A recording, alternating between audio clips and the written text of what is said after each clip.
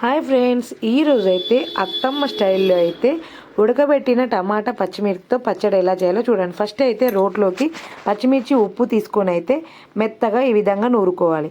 ఈ విధంగా నూరిన దాంట్లో 4 చింతపండు రెమ్మలు, కొంచెం జీలకర్ర వేసి మరో 2 నిమిషాల సేపు అయితే నేను చూపిస్తున్న విధంగా మెత్తటి పేస్ట్ లాగా నూరుకోవాలి.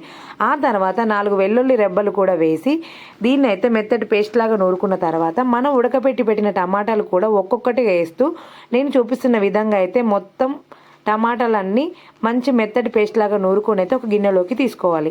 ఆ తర్వాత పోపు అనేది మీ ఇష్టం అండి, ఆప్షనల్, పెట్టుకుంటే పెట్టుకోవచ్చు లేకుంటే లేదు. నేనైతే ఇక్కడ పెడుతున్నాను.